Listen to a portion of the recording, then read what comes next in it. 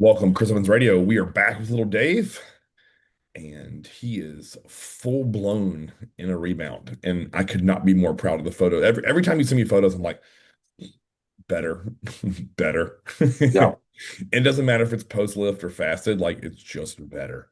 And I've seen so much like conflicting data about from really smart coaches too, who say that like the post show rebound is pretty pointless. And I think I actually disagree wholeheartedly. Mhm. And I mean, I realize that some situations don't call for a rebound. Some people need time off, some people need a health break, some people need mental like relaxation. But I've always felt like the guys and girls who come off stage and they're ready to like burn the building down, like I need to lean into that as a coach. I don't need to put that fire out. Yeah. Yeah. It's a good way to like just halt progress if you put anybody's fire out. And Right. it's like it goes on such wide things on there's the people who always they're like post show needs to be restoring out all the health markers. And it's like, why can't you do both? Correct. You Agreed. know, like manage it smart, but like our bodies are very used to training, Yes. and like you're gonna be increasing food no matter what you do.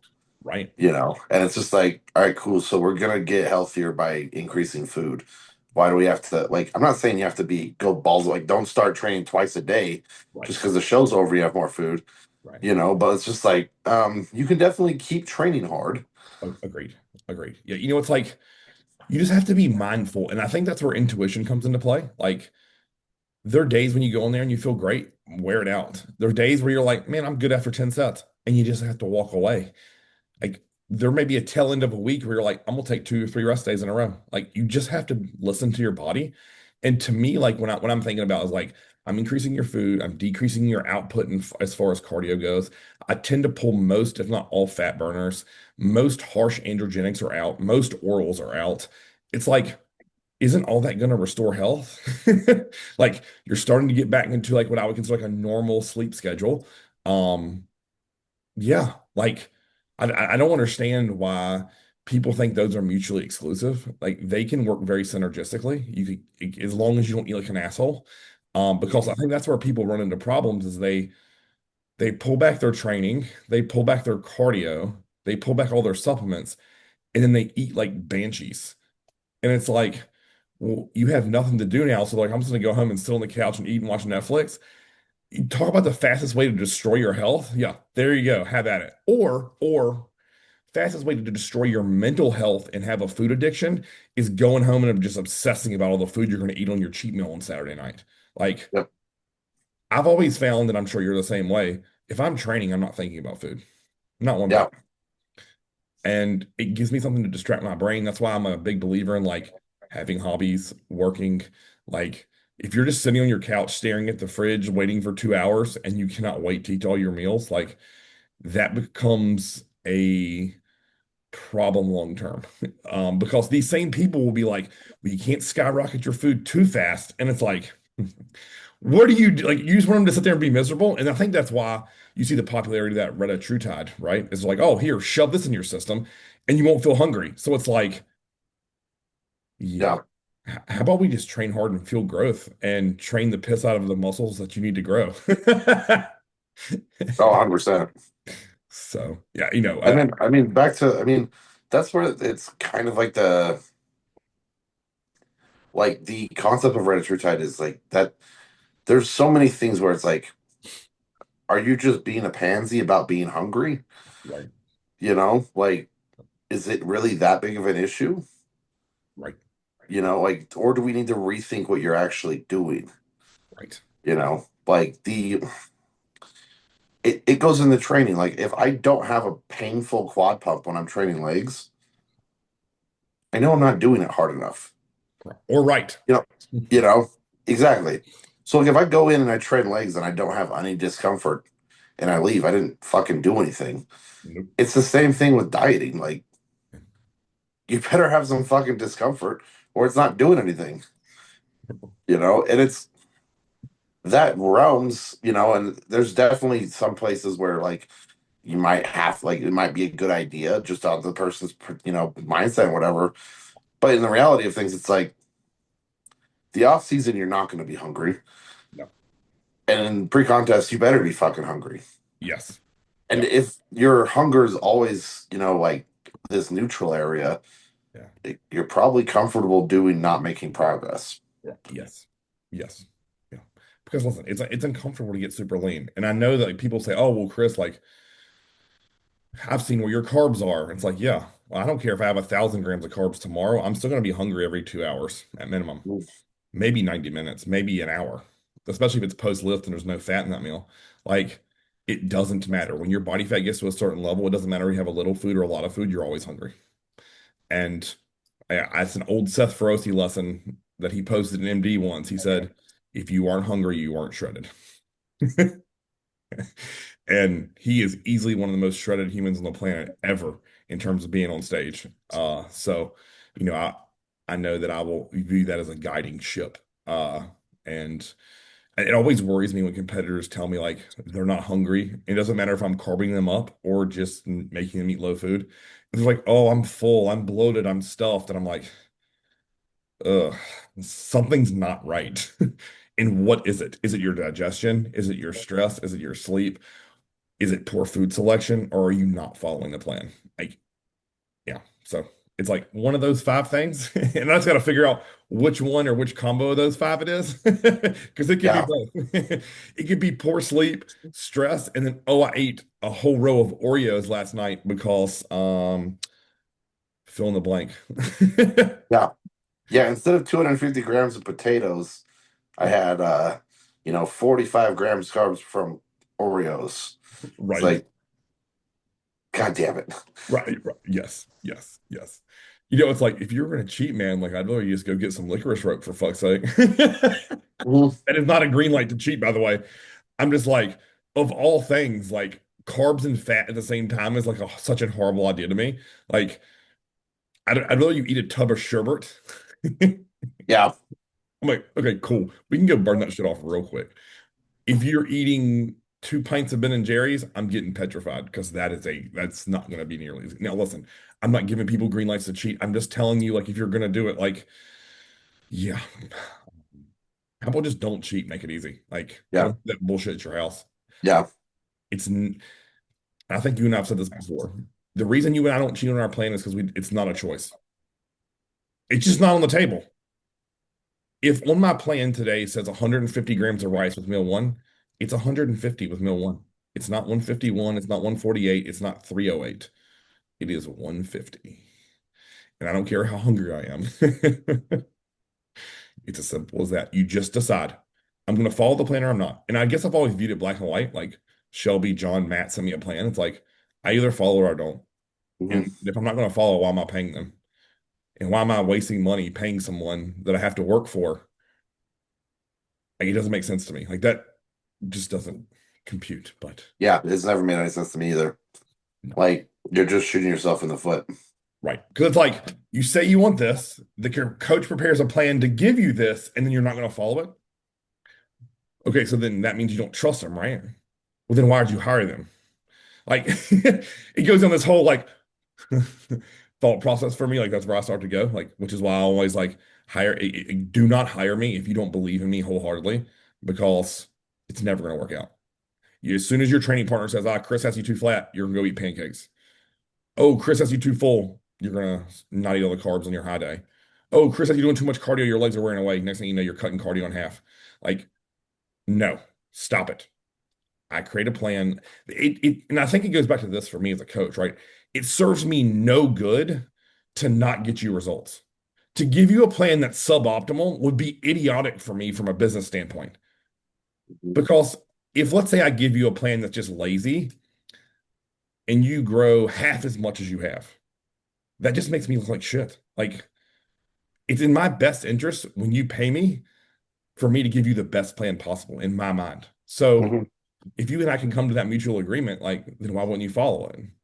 So then it comes down to like mental weakness, right? And like, it leads into the topic we're going to talk about of why you're failing and why you're not getting huge, right? Like, so many people, and I believe this, I'm sure you probably will mirror it. hire a coach as a plan B for if they fuck up. They have someone to blame. Hmm. Because guess what? In 8 days, if I get on stage and look like hot garbage, guess whose fault it is? Exactly. And it comes down to that. So like, even with like, I mean, that's like you said, it's so popular these days. Like people will throw their coach under the bus before they throw themselves under the bus. Yep. Like it is laughable how many times I've seen competitors be like, "Well, my coach did this, but I actually did this, and I don't understand why I was flat." It's like, Yep. oh, because you probably didn't tell your coach you did X, Y, and Z, and Yep. he's running off the information you gave him, which was Correct. what you told he. So it's like, how is he making? You know, he's playing chess on a board he has a photo of, but the pieces are in a different place. Right. Yes. No wonder he made a shit move. Right. Yeah. Yeah. And I think people don't understand that. Like when you don't give me all the information, I am literally hampered by a situation because I'm having to do blind guessing or assumptions. Or Yeah. I have to ask 40,000 questions and pray that you give me the honest truth. Hmm. Like in that, I want to believe that I've done this long enough that I can kind of sense a lot of that stuff. But listen, there's things that go under the radar all the time where someone's like, "Oh, my kid had cancer for the last 6 months, and that's why my stress is high." You could have told me that, bro. Like we could have planned. Like Jesus Christ. Yeah. Like probably now isn't the time to be dieting for a bodybuilding show, huh? Like, Yeah. Yeah. or It's shit like that. yeah, like my stomach acid is way off, and I'm like burping up shit and having heartburn every day. You didn't think to tell me that? Why? Like, we can fix that stuff really easily. Like, it doesn't have to be that hard. And I mean, I think I made that post about on social media this week about how to be coachable. And it goes over so many people's head because you have some camp that are like, I'm a robot, I'm going to follow the plan, say yes, sir, give you as least headache as possible. And even though I respect those people because I feel like that's who I was as a client, if something major happens, I have to communicate that. When Hmm. my mom died, I told Shelby, hey, my mom Hmm. just passed.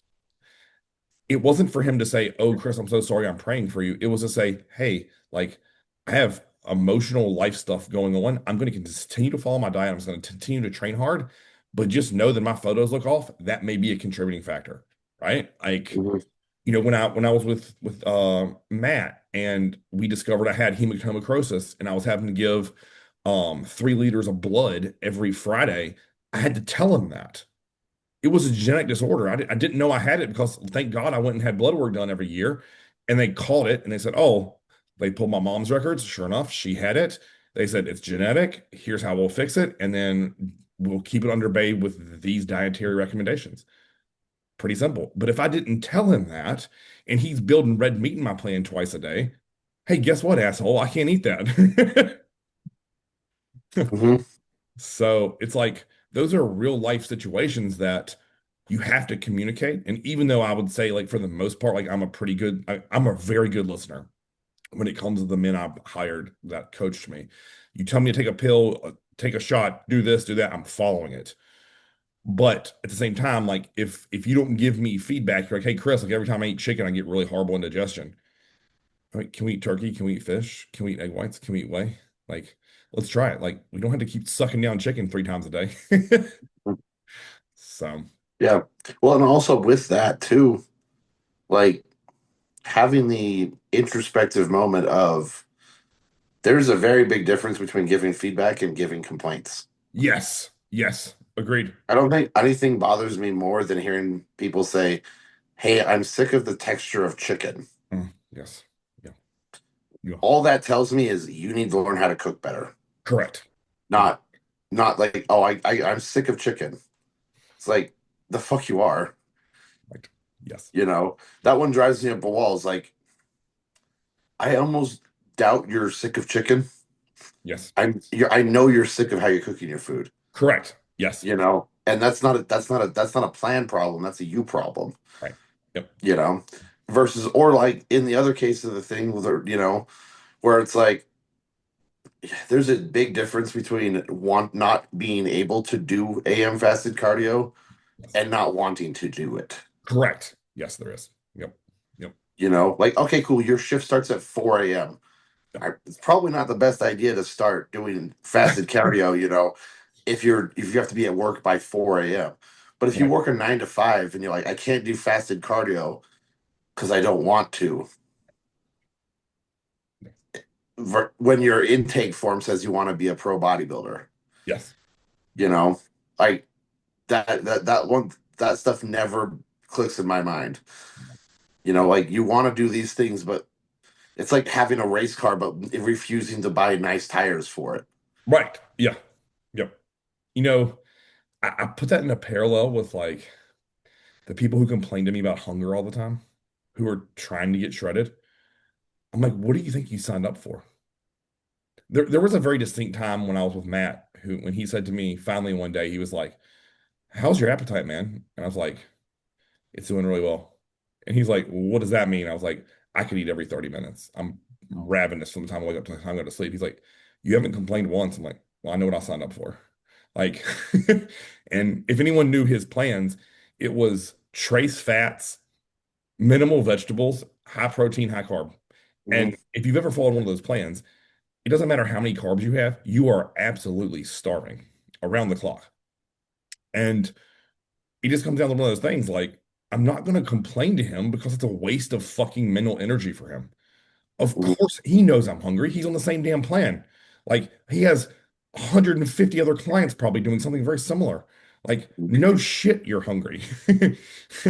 I have face wrinkles. You think I'm gonna wake up and be stuffed? No, homie. I know what I signed up for. If I want to be shredded, I got to be hungry. So it's like Yeah, a lot of times, and I jokingly call this the Shelby response. Like, if you complain to Shelby, he had a podcast once. He's like, I don't even acknowledge it. And a lot of times, like I'm saying, like, I don't even address your hunger. Of you want to be lean, you want to be shredded, you want to have like sliced glutes.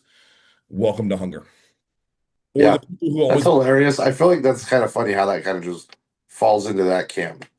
I can't have time many times I have people like, I'm hungry, and I just like read it, and I'm like, yeah, that's not getting a response, no, you know? no, right, right. Or like the people are like, man, that work set was so hard. I'm the hardest training person on the planet. I'm like, yeah, of course you are. In your gym, maybe. Like, stop it, bro. Stop it. Like, or the people who always like report like, I'm bloated and watery. Every week you can't be bloated and watery. If you it's every week it's just you. You're still fat. Like it that gets under my skin. So like it's not a water issue. It's not. If you're watery every week, it's not a water issue. Fun fact. You're either not following the plan, you have some kind of weird, like, you either aren't salting your food, you aren't drinking enough water, you have some weird kidney issue. It might be one of those three. You're sneaking and taking dandelion root behind my back every day. I've had clients that do that. Stop it. And if you're bloated, like, let's get to the bottom of it. Like, what's causing it? Is it a food? Is it the way you cook something? Is it a seasoning? Is it a spice? Like, let's give some more detail. Like, let's dig our heels in here because Yeah, walking around bloated is very is weird to me to hear people say because they're like, I'm in the like deep in the all like, man, I'm always bloated. I'm like, no, you just ate six giant meals. That's not bloat. Like, you had yeah. 125 grams of carbs, 50 grams of protein, and 20 grams of fat six times.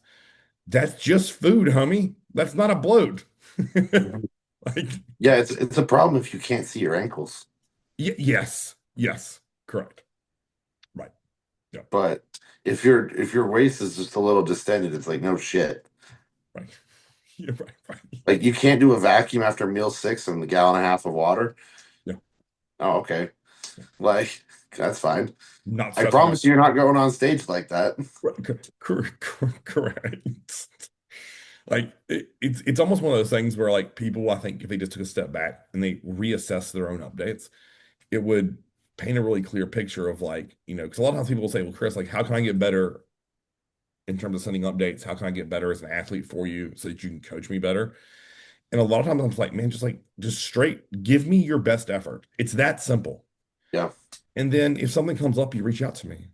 Yeah. I And always, whenever I've gotten that question from clients, yeah, I frame the I want to make sure they're checking into a person and not a form. Yes. Yep. Like if you're filling out a form and you don't like you think it's just for the form, Yep. like you just start shorting things. Like on mine, I have what was your weight today? What was it last time? Mhm. And in terms, people almost always just go, they list it, but they never say which one's what.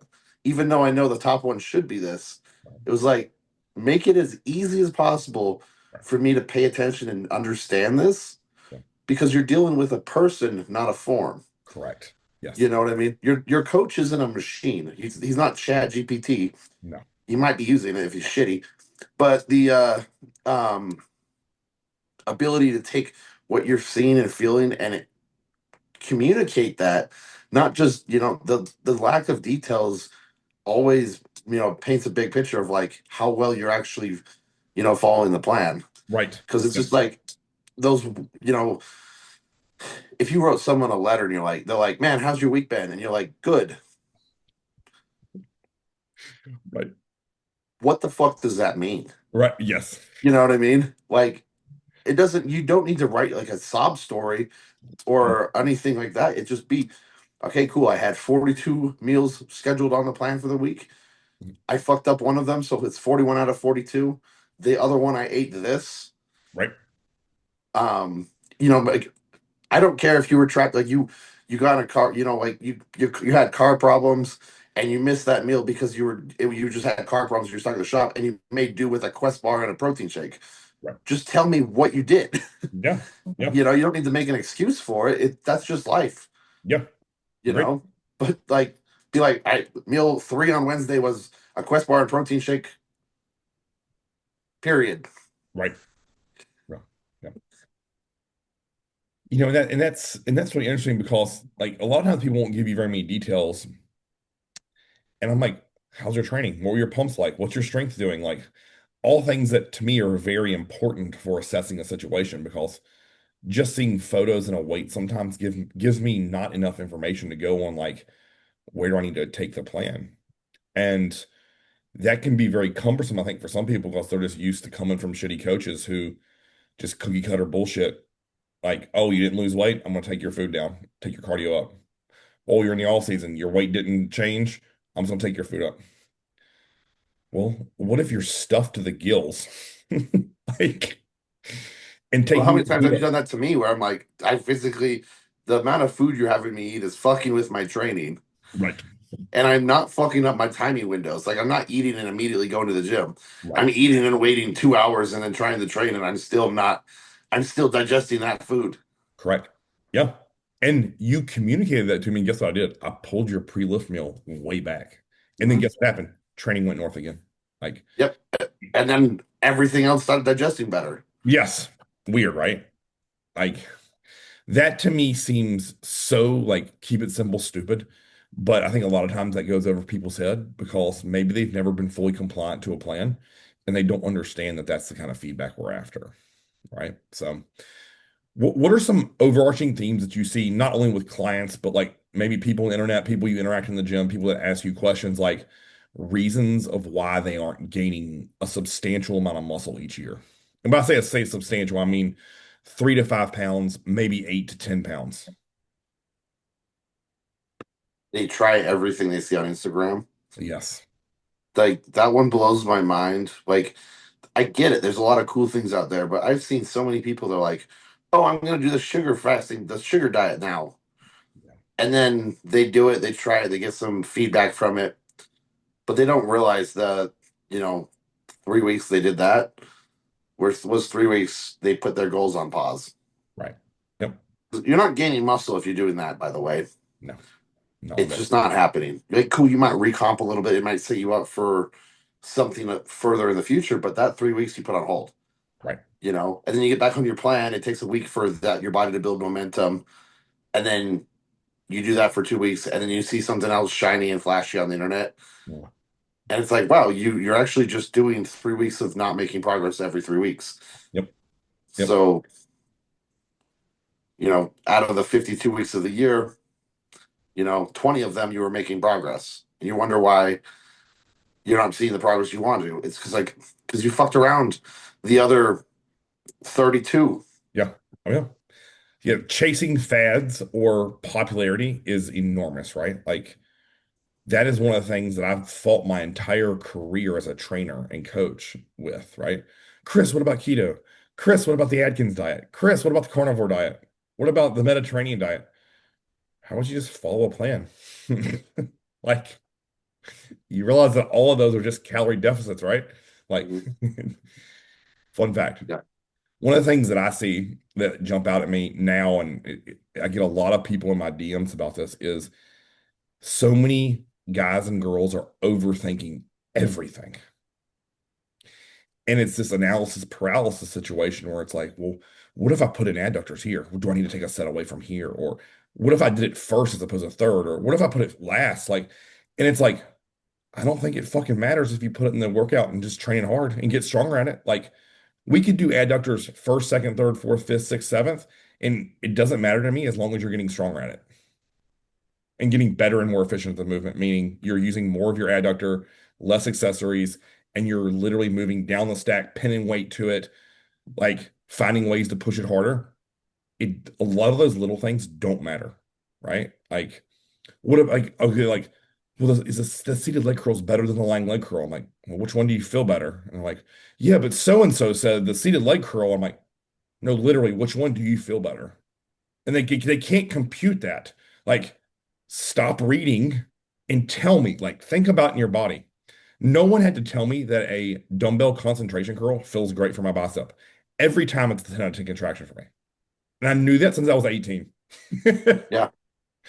That's super true. It's like one of those one things like I never do double armed preacher curls Yes, because it sucks. Like all I feel is my elbows. correct. So Yep, why the hell would I try to progressively overload my elbows? right. You Because you, know, like I'm just gonna run into an injury. right.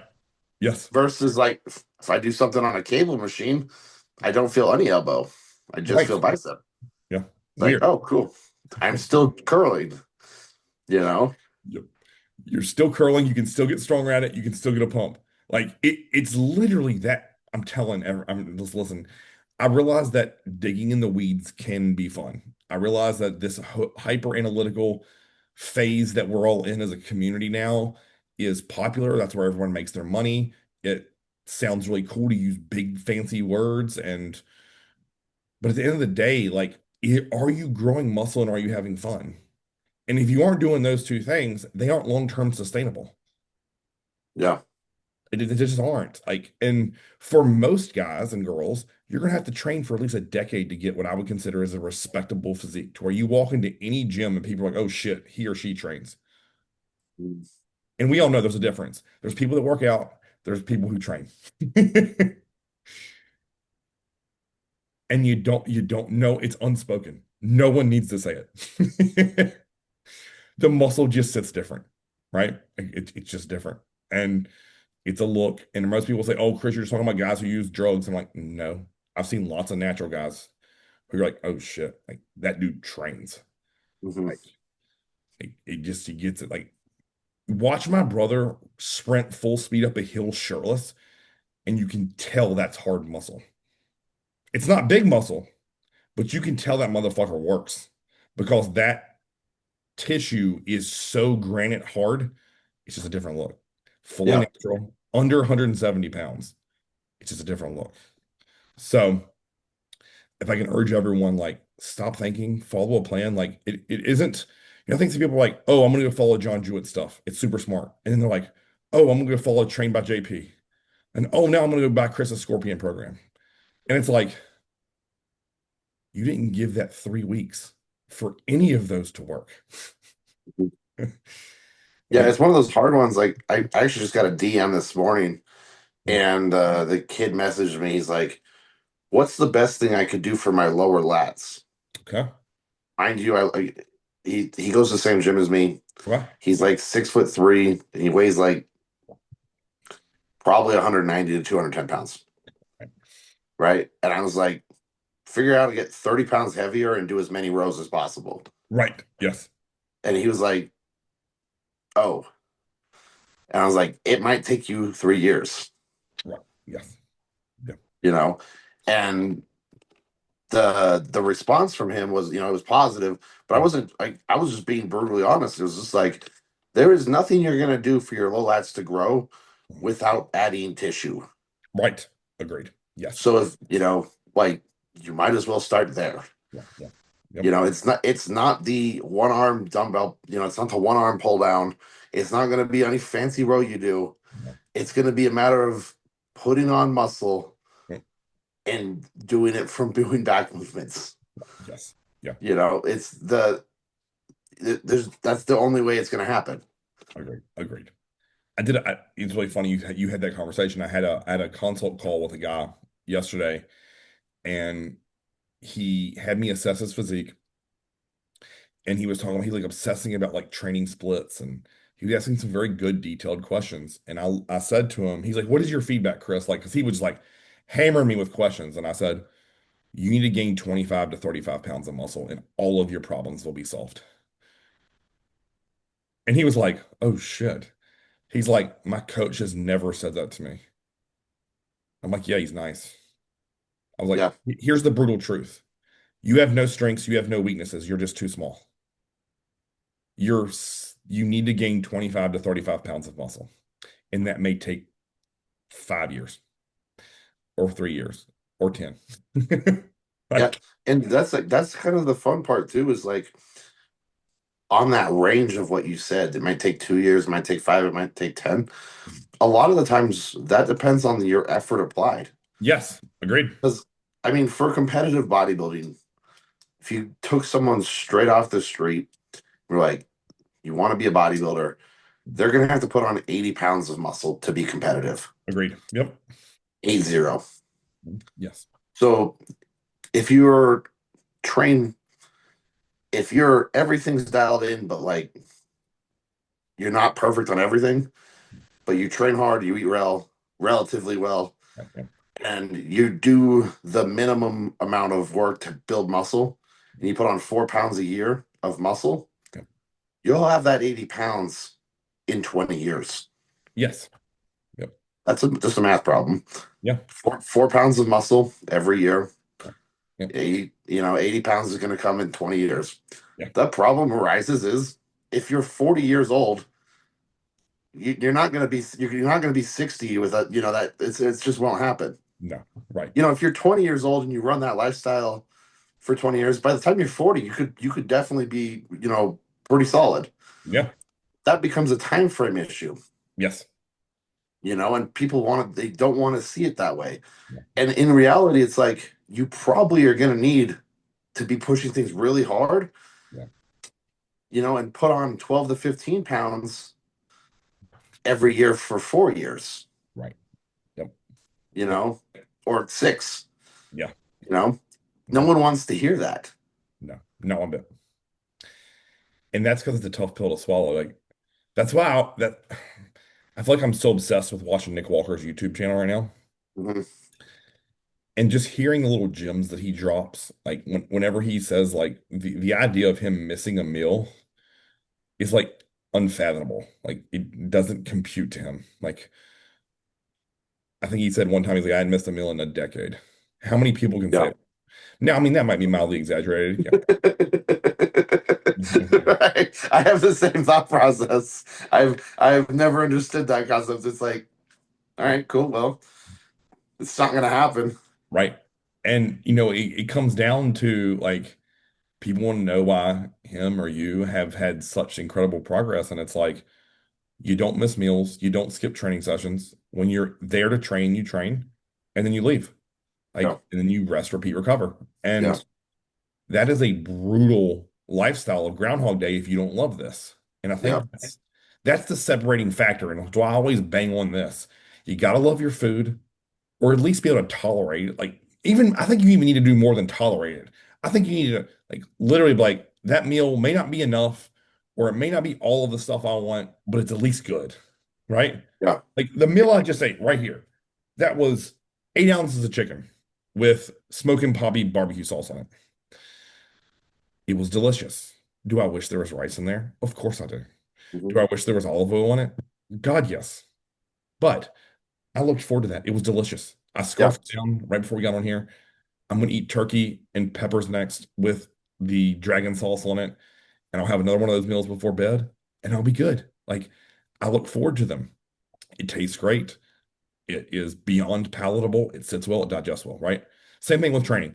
I went there and raged on arms today. And even though I was dragging ass seriously when I was driving to there and I could feel myself wanting to fall asleep, when I walked through that gym door and opened the garage bay door and the sun shined in and the birds were chirping and had a nice warm breeze, there is no place I'd rather be. I flipped my music on. It was me, the weights, and just straight arms. Well, I did calves too, but like you have to, even though that's not as easy for me to complete as say the off season or 6 weeks ago, I still loved and relished that workout and was like, thank God, another great day, another great session. And Hmm. like that's why I feel like people in this bodybuilding lifestyle, no matter what category or if you're just a general population person trying to get in better shape, like you need to find what you love and then just ride it till the wheels fall off, even if it's suboptimal. Because at the end of the day, like we're talking about percentages, right? Like high volume versus low volume versus moderate volume versus intensity. Like we're talking about 5, 10% max. Hmm. If you go in there and work really hard with the weights and the machines and the rep ranges that you love, you're still going to get the bulk of the result Yeah. because of what you talked about, the duration. It may take you 8 years as opposed to 6 years, but those 8 years you've enjoyed every fucking second. That's a lot more tolerable than 6 years of just fuck me. I gotta go in there and I gotta do all the exercises that I hate in a rep range that I hate that feels like it's gonna rip my fucking joints out of the socket. That I promise you, long term, you're gonna quit. That's why people are bitter when they leave bodybuilding and they're like, the Hmm. thing fucking sucks. It destroyed me. Well, yeah, Hmm. you stopped having fun at it. Like to me, and I said this to you, like when I stopped competitive bodybuilding, I still win a bodybuilding because I love it. My meals are Yeah. I'm still gonna eat chicken and rice. It's right. not like I have nothing against it. Like I've looked forward to every single fucking one of my meals Yes, for, more than a like fucking decade. I've been eating chicken and rice, correct. Yes, and I have never been like, ah, that wasn't good. right. Yeah, yeah. Agreed. Agreed. So I think like the overarching premise here, guys, that I want everyone to like really take away from this conversation that we've had is if you aren't progressing, you need to take a hard look in the accountability mirror. Is it you? Is it your fault? And if so, how can you level up? And I feel like every that's what I personally do at the end of every off season, at the end of every contest prep, is I sit down and take a good hard look at everything I've done in the last 6 months to a year, and I just do an audit. Okay, did I pose enough? Did I stretch and do mobility enough? Is my exercise selection great? Are these body parts getting better? Are these body parts getting worse? And you just self-reflect, take a bunch of notes, and you compare it to actual hard data. And then you make a plan for how you're going to fix that. That's something that you talk to me about. You're like, Chris, like posing. I just don't like it. Well, guess what? This morning I said, hey, I have a solution for us. And we're going to fix it. I built posing into your post show rebound because we're Hmm. going to fix it. Hmm. Because I know if I write it in your plan, you're going to do it. Right. Super true. And I know like it's not maybe fun for people to talk about, like to talk about the things that they struggle with. Because I have people all the time like Chris, like my shoulders kill me. When's the last time you've done anything for your shoulders for mobility? Can't remember. When's the last time you got any deep tissue, excuse me, any deep tissue massage done? Anything around this area? Years. Then you have no right to complain about your shoulder issues. None. Hmm. Zero. So yeah, like take a hard look, assess your shortcomings, assess your strengths, and then figure out how you can make those two get married, and then progress will always unify. It does.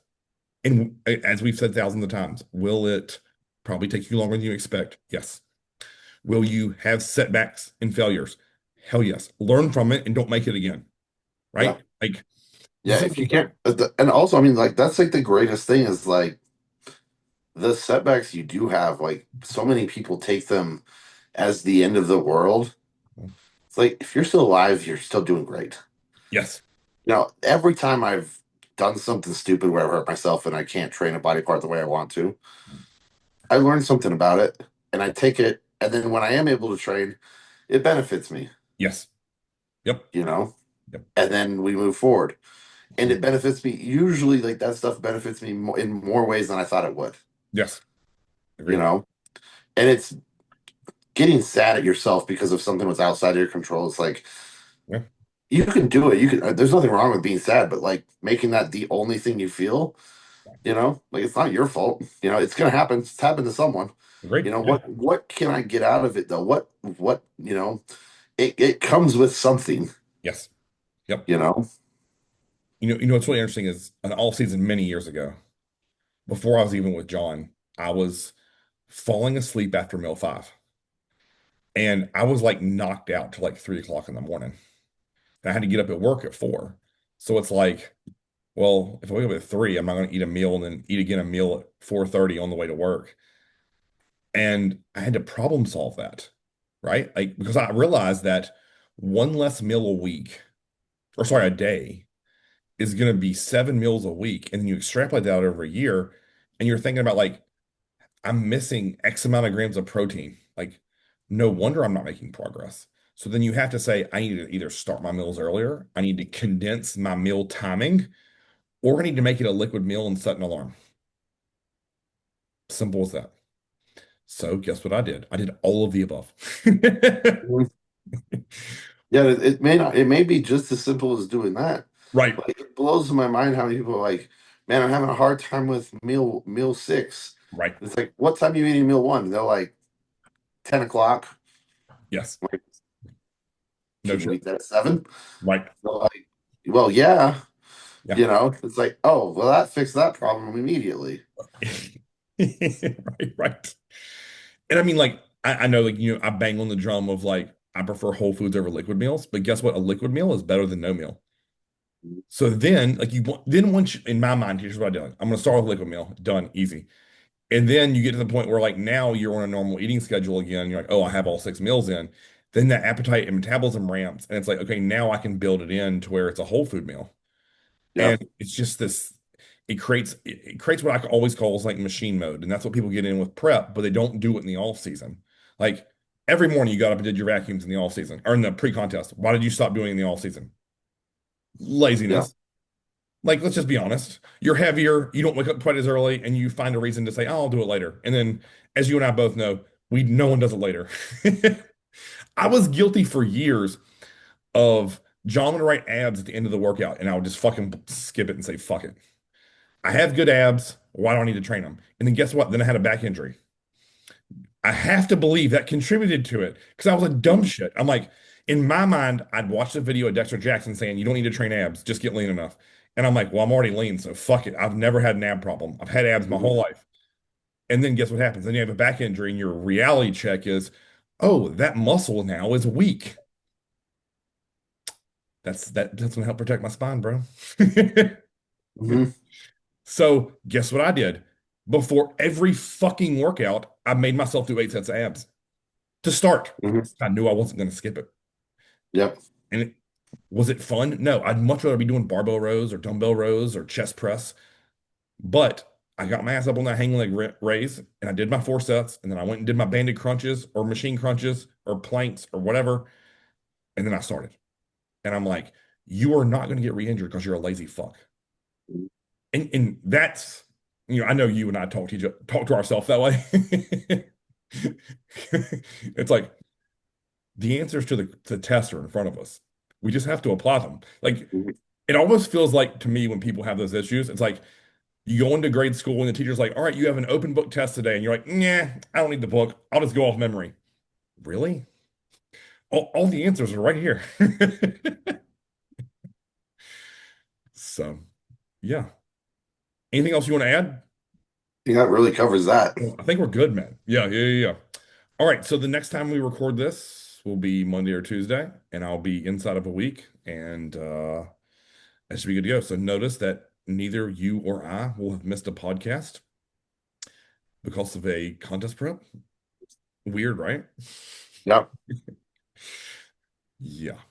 It's choice, guys and girls. So remember that. That's what I'm gonna finish with. choose your attitude. It doesn't matter how hungry you are. You can still work hard. You can still have fun and enjoy your life, and you can still be nice to your boyfriend, girlfriend, wife, or husband, or your kids and coworkers. Yeah. Until next time, PSA done with Chris. See you guys.